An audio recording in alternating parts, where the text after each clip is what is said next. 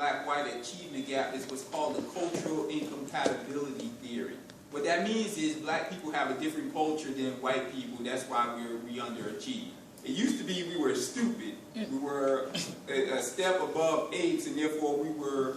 And believe it or not, there's still some people who believe that Richard Herrnstein and Charles Murray wrote a book in 1994 called The Bell Curve, in which they argue we're stupid. You know, but so the inferiority theory took a turn and it became a cultural incompatibility. We have a culture of underachievement. That's what the argument says.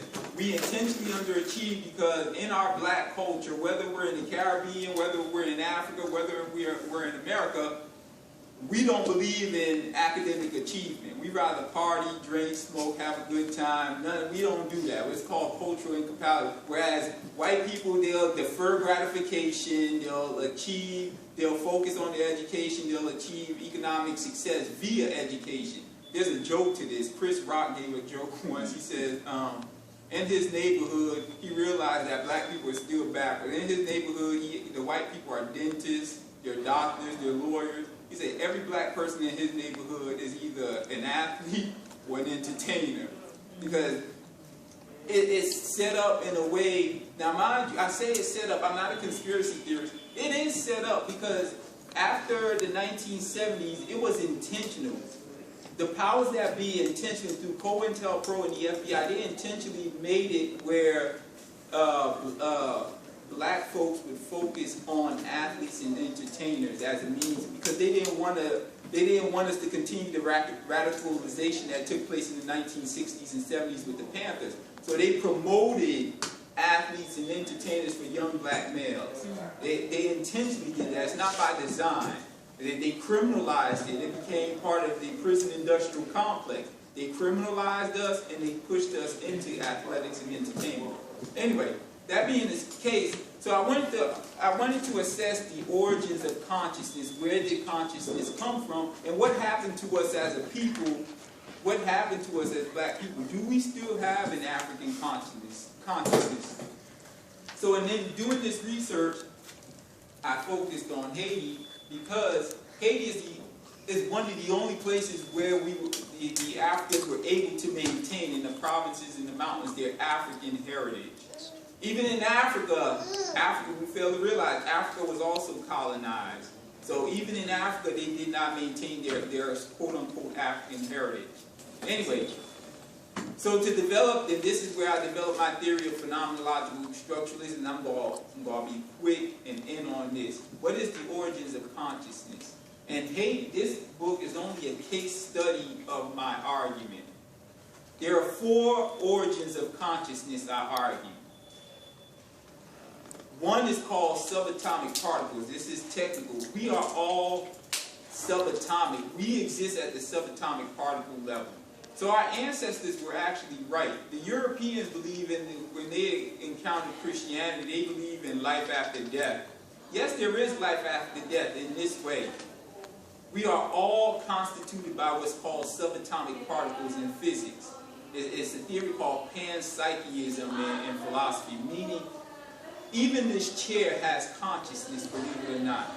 Because the particles that constitute this chair are the same particles that constitute me. What constitute me are what's called neuronal energies. They're subatomic particles. So at the subatomic particle level, there's no difference between me and this chair. Me and this chair exist simultaneously in physics. Now, as a result of subatomic particle aggregation, what that means is particles coming together. We don't know how they came together. Right now we know our universe is the only universe where they came together as they did. It's called the God particle. It's called the Higgs boson field, and it's the God particle that made the particles come together. But here's the interesting thing. The particles have consciousness. Our ancestors used to say that we're recycled. We're reincarnated. When we die, we come back. That's why our ancestors had so many children. They believed when you die, you become the consciousness of when you're reborn, you become the consciousness of an ancestor. That's why they waited so long to name you, to see what ancestor you resemble, or what ancestor. Even in Haiti today, it's still like that. If you go in the Voodoo community, they believe in that. You're reincarnated 16 times. 8 times as a man, 8 times as a woman.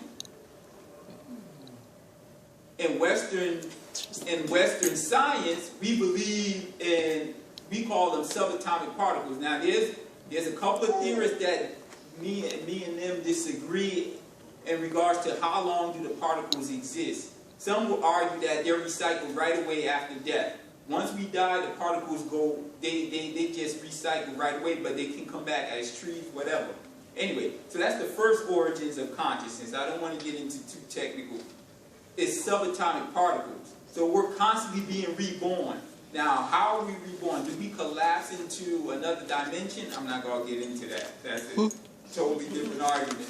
The second origins of consciousness is our bodies. Our bodies have needs.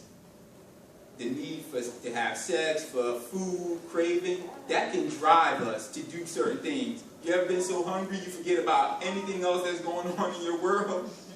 You ever been, let me see, sometimes they say you ever have to, Freud took the body and made him turn it sexual. He made it the Oedipus complex and all that.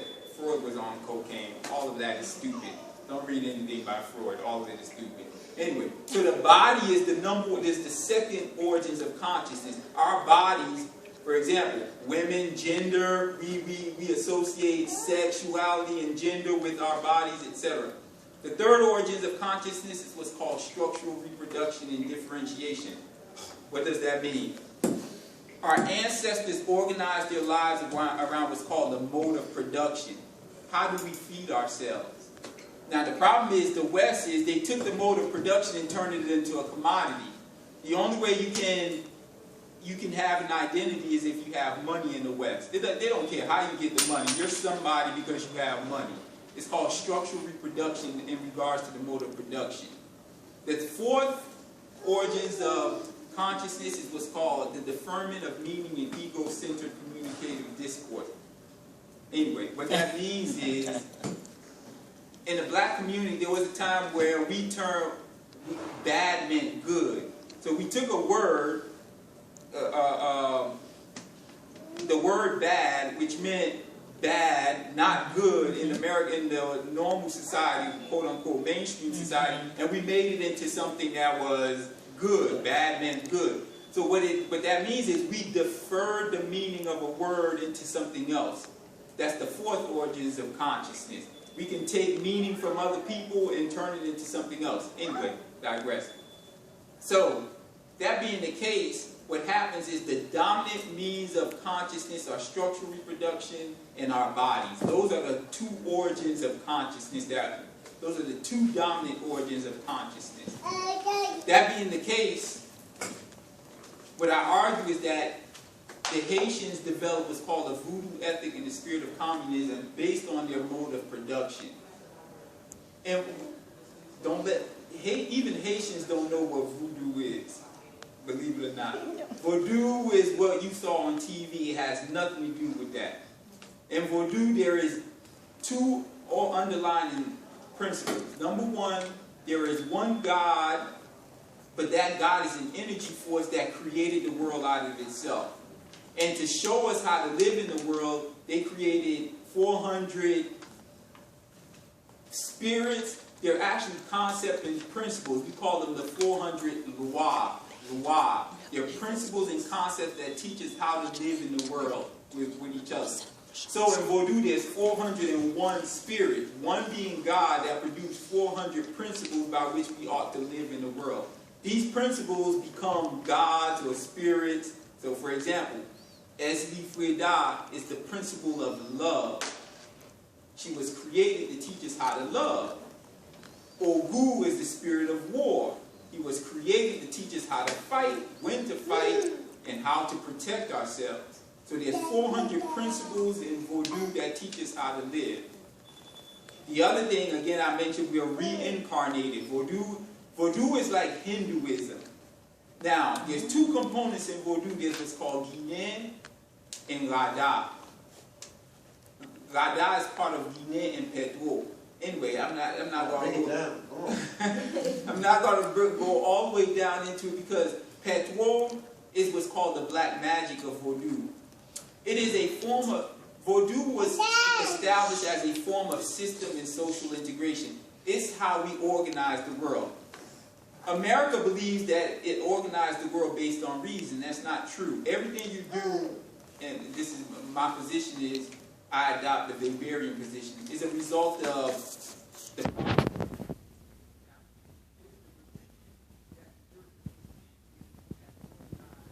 how we interact with one another. Well, it's the same thing with the Africans. Voodoo was used to control the society. So the Patois element in Voodoo was used to control the society. So you have stuff like Lugaru, Bizango, all of that. They were the police force. They are the black magic of Voodoo. They police. In Voodoo, you can't kill anybody, so they developed this thing called zombification.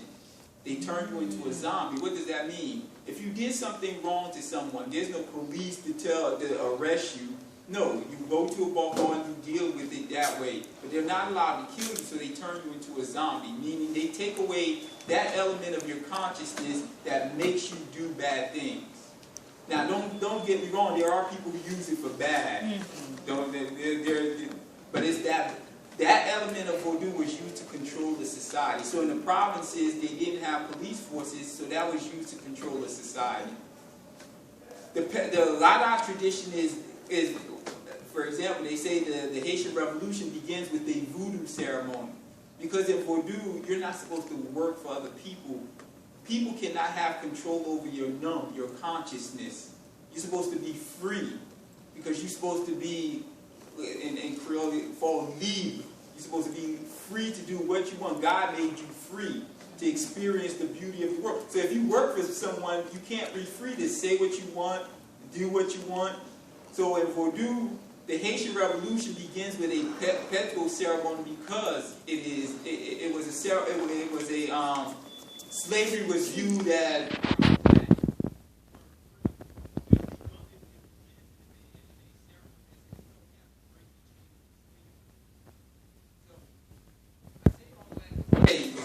we have, because of the West and how they bastardize Africa, don't get me wrong, every African people maintained Voodoo. Even in America, the African Americans maintain, they call it hoodoo, they call it, especially if you go to the Geechees in South Carolina, it's been transmogrified to some extent, but they still maintain it. In the Bahamas and Jamaica, it's called Obia. In Brazil, every African people maintain it. It's just, it's just in Haiti, it maintained its truest form to some extent. The problem that we have, especially a lot of the black power people, is our belief system as African people was not allowed to increase its rationalization. White people prevented us from developing our culture, our societies, etc. That's the problem we have. Voodoo never taught us to hate white people. White people taught us to hate white people because of how they treated us. Our African traditions did not teach us to hate white people. So that's my biggest problem when we have black power. People talk about black power, we hate white people. I have a problem with that because in our traditional African systems, we're not taught to hate people. The Europeans came up with this notion of dominating them and objectifying people. We don't have that in our system. Anyway, so this book, The Voodoo Ethic, I went a long way to get to. The crux of this book is to explain, number one, two things. My theory of phenomenological structuralism. The second thing, to explain, to give us a better understanding of Voodoo and how Voodoo was used to organize Haitian society. This is why the Americans are having a tough time with Haiti today, because Haiti, because they weren't able to eradicate Voodoo, Haiti is still one of the lone places in the West that's still fighting against imperialism. They're still fighting. They refuse to be conquered. They refuse to be dominated because of this, what I call the voodoo ethic. Because it's part of, if you read anything historically, they make it seem like we Africans just accepted slavery and just closed our eyes and said, beat me, white man, I deserve it. That's not true.